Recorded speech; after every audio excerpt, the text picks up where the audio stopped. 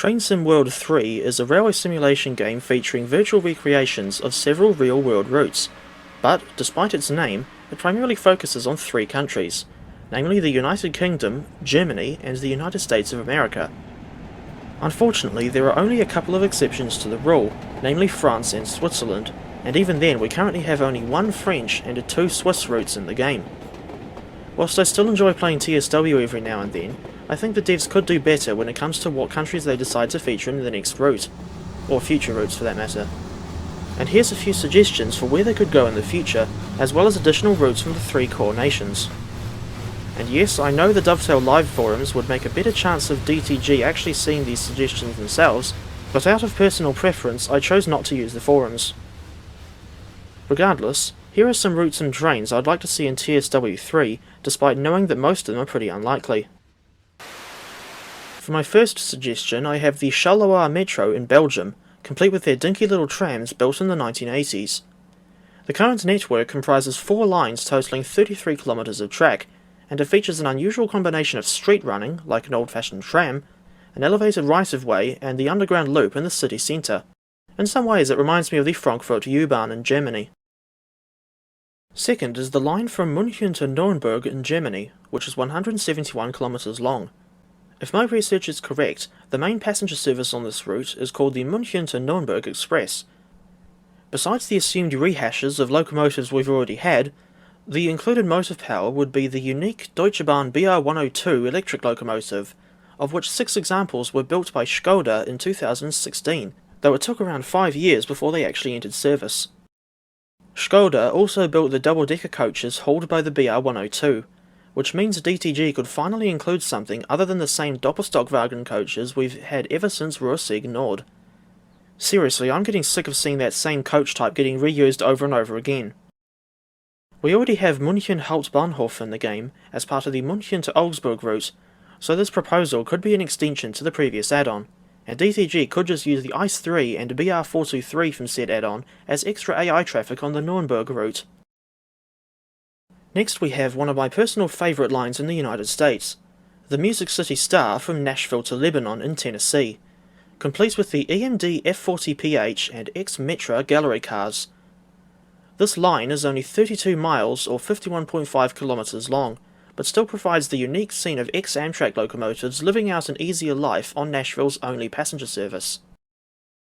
I would prefer to have this route set sometime between the service's introduction in 2006 and the early 2020s. I'm sorry, but this new WeGo Star livery just looks wrong. Maybe it's the use of purple on a locomotive, or my biased preference for the older livery, I'm not sure. Next I propose the entire Auckland suburban rail network in New Zealand, which comprises 4 lines serving around 40 stations. The network features an underground station in central Auckland, named Britomart, as well as 2 of the country's 4 passenger-only lines, those being the branches from Penrose to Onehunga and Puhinui to Manukau. I would prefer this route to be set between 2016 and 2019, while Westfield Station was still open, and before construction for the City Rail Link really ramped up.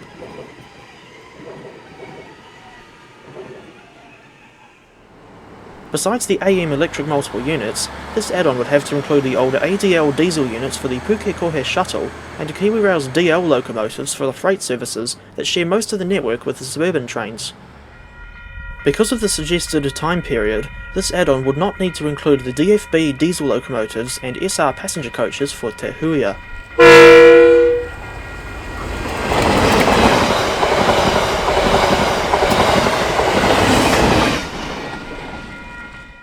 The Southern Line service covers the 49.6 kilometers of track between Britomart and Pukekohe, though the electrification only goes as far south as Papakura.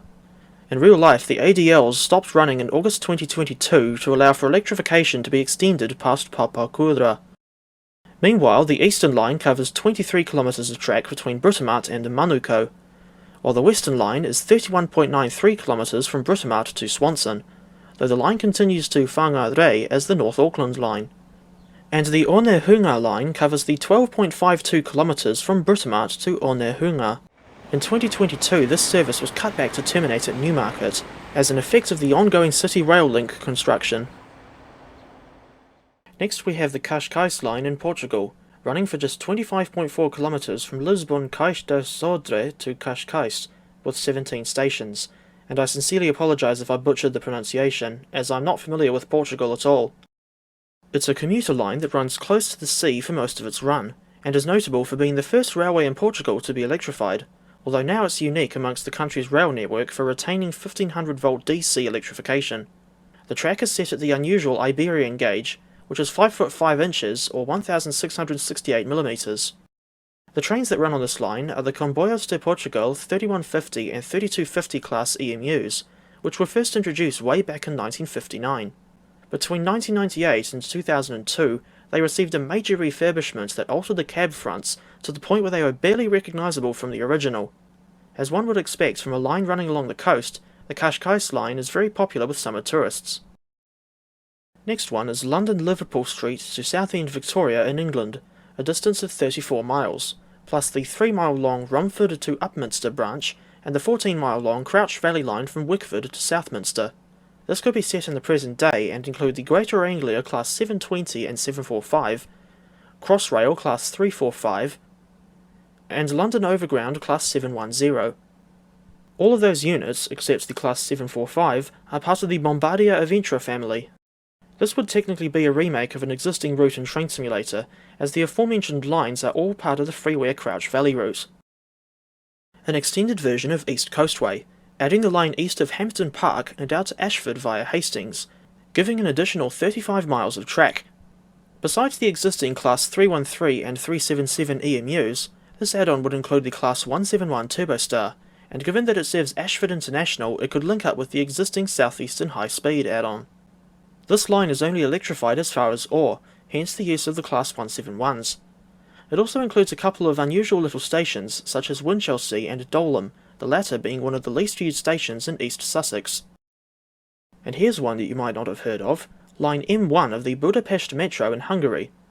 This line runs for only 4.4 kilometres from Vörösmarty Tór to Mexikoi, and once again I sincerely apologise if I've butchered the pronunciation. Included motive power would have to be the unique Ganz MFA V units from 1973, which are still running today. Unusually for an underground train, these things collect their power from overhead wires rather than a third rail, though the only part of the system where the pantograph is really noticeable is in the depot, located above ground and just round the corner from Mexikoi station. Although, now that I think about it, there's probably no chance this route will ever be made for TSW given how short it is. But if there's one thing this game is known for, it's the myriad of stupidly short routes, so I wouldn't put it past DTG if they decided to bank Budapest Metro Line M1. Continuing with the West Midlands theme set in place by the Cross City line, the next proposal is the line from Birmingham Snow Hill to Worcester Foregate Street, a distance of 24 miles, or 39 kilometres. You would also have to include the tiny Stourbridge Town branch, which is only an extra 0.8 miles, or 1.3 kilometres. Included motive power would have to be the Class 172/0, 172/2, and 172/3 Turbostars, as well as the Class 139 Parry People Mover, the latter being a tiny railcar that runs on the Stourbridge Town branch. We already have the West Midlands Railway represented in the game, thanks to the Class 323 and Cross City line, so I imagine it wouldn't be too much of a challenge to sort out branding for a Birmingham to Worcester route. The Class 172s are notable for a few reasons. Firstly, the original variant, the 172/0, was previously used on the London Overground until the Gospel Oak to Barking line was electrified, and these units have since been replaced by the aforementioned Class 710. As for the 172/2 and 172/3, they have body shells that strongly resemble the Class 377 Electrostar, unlike the 172/0 which looks like a 170. Besides the different variants, the 172s are diesel mechanical units with automatic transmission, and when they're accelerating away from a station, you can clearly hear the distinctive sound of the engines revving up and down as they change gear. Now for a country that, as far as I know, is in dire need of representation in TSW, although saying it like that's probably an exaggeration. Anyway, this is the commuter line from Perth to Fremantle in Western Australia, which is around 18.7 kilometres long with 17 stations. And included motive power would be the A-series electric trains. The Trans-Perth network runs entirely on 3-foot 6-inch gauge track, and a couple of lines even run down highway medians, though the Fremantle line isn't one of them. It's just the first line I thought of when I remembered Perth's rail network. Following on from the Music City Star, we have another commuter line in the US. This is the Altamont Corridor Express, which runs for 85 miles or 137 kilometers from Stockton to San Jose in California. This pack would need to include the MPI F40PH-3C locomotive and Bombardier bi-level coaches. I do not like the Siemens SC44. And with the Caltrain stock already in the game, that could be used for AI traffic between Santa Clara and San Jose.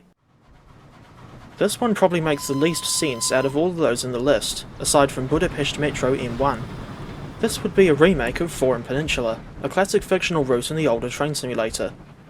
It features a standard gauge main line running in a double-track loop round a small island, serving a harbour and a few coastal towns on the way. There is also a causeway that provides a connection to the main line, with the stations on the island being called Pedalstown, St. Bilton and Fetsholt. Besides the standard gauge line, there's also a tram line running along the beach in St. Bilton, which is the major town on the island, as well as two narrow gauge lines.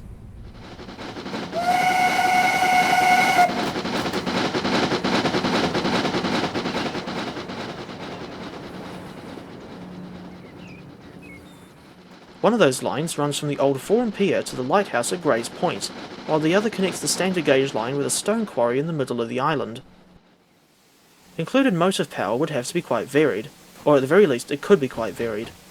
For the standard gauge line you could have the Class 08 Gronk for shunting at the harbour, a Class 17 Clayton to handle the stone trains, and a GWR 1500 class pannier tank for the passenger service, which was mainly a tourist operation in the older TS route.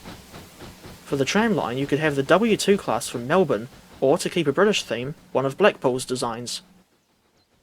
The two narrow gauge lines could be done on 2-foot 6-inch gauge and include semi-fictionalised versions of the Victorian Railways NA class with VR coaches and wagons. I know it sounds absurd to have an Aussie engine on a British route, but since an LNER A3 Pacific went to Australia in 1988, I don't see any harm in doing a role reversal. Besides, you don't need to be historically accurate with a fictional route, and indeed I've often used a wide but inauthentic variety of locomotives when I've driven on the older Forum Peninsula, such as the Caledonian Railway 422 No. 123 alongside an NRE 3GS-21B genset. The next proposal is the East Suffolk Line, which runs for 48 miles from Ipswich to Lowestoft, and it would include the Greater Anglia Class 755. These fascinating electro-diesel units were built by Stadler and first entered service in 2019, though on this route they will be running in diesel mode for the entire trip. You could also include the branch to Felixstowe, another route that the 755s run on, but it mainly serves an enormous port. As such, you would have to include, at the very least, the Class 66 in Freightliner colours, as pictured here. For something focused on much faster passenger services, you could have the Edinburgh to Newcastle section of the East Coast Main Line, which is around 92 miles long. For this one, you could include mostly Hitachi IETs, although I know that won't go over well with everybody. Specifically the LNER Class 800 or 801, TransPennine Express Class 802, and Lumo Class 803. Besides the IETs, you could also include the ScotRail Class 380 and North Berwick branch, as well as the Northern Class 156 for the unusual Chat Hill service. Returning to my home country, the next proposal is the older East Coast main trunk from Tauranga to Hamilton via Waihi and Paeroa. This route was mostly closed and replaced by the Kaimai Tunnel deviation in 1978, and ran through the narrow and winding Tauranga-Hakea Gorge, meeting the Thames branch in Paeroa. These days, all that remains of the old main line is the Waihi to Waikino section, now running as the Goldfields Railway, as well as the short stub from Morrinsville to Waitoa, used by KiwiRail to serve a Fonterra dairy factory. I would prefer this route to be set in the mid-1970s, with the included motive power being the New Zealand Railways DB, DF and DI classes, which frequently ran on this line. The DBs were built by General Motors of Canada, while the DFs were built by English Electric in England, and the DIs were also built by English Electric, albeit at one of their Australian plants. Sadly, none of the unrebuilt DBs were preserved, but one DF and one DI did make it into preservation. The surviving examples are DF 1501 and DI 1102, which are based at the Ferrymead Railway in the South Island. Continuing with the New Zealand concepts, we now have the 19-kilometre long branch from Aotearoa to Opua via the street running section in Kawakawa. These days, the Kawakawa to Tomarere section is still in operation as the Bay of Islands Vintage Railway, with Kawakawa now being severed from the main line. Incidentally, KiwiRail still ran log trains north of Whangarei and up to Oteria as late as 2016. This route is notable for having the only remaining street running section on the entire New Zealand railway system, as well as the long timber bridge just past Tomarere. Time period could be the late 1970s or mid-1980s, with the included motive power being the DA class diesel locomotive. Besides the DA, you could also include the steam locomotive J1211 in her unstreamlined condition, as she ran a few excursions through Kawakawa in the 1980s. Now we go across the ditch to the Australian island state of Tasmania, where my next proposal is the line from Burnie to Western Junction, although unfortunately I was unable to find out how long the section would be. This route could be set between 2016 and 2019, with the included motive power being TasRail's DQ and TR class diesel locomotives, as well as the unusual driving trailer DV1. The inclusion of DV1 would allow people to recreate the unusual cement train that runs in a push-pull configuration between Railton and Devonport. But following an accident in 2018, the service is now run with a locomotive at both ends, instead of one locomotive being driven remotely. For reference, DV1 was converted from an old Y-class locomotive, and was going to be replaced by DV2, converted from DQ 2007, but as far as I know that second driving trailer still hasn't entered service on the cement train. Besides the main line from Burnie to Western Junction, you could also include the Don River Heritage Railway, which meets the main line just outside Devonport at Don Junction. Returning to the US, the next proposal is an extended/updated Long Island Railroad, including the lines we've had before, plus the new third track through Mineola, but also the full branch lines to Port Washington, Oyster Bay, and Greenport via Ronkonkoma. There was no reason to cut them off at Woodside, Mineola, and Hicksville respectively. Included motive power would be the DM30AC and DE30AC locomotives, along with their C3 passenger coaches and the M3, M7, and M9 electric multiple units. Of course, the M3 and M7 would just be copied over from the original add-on.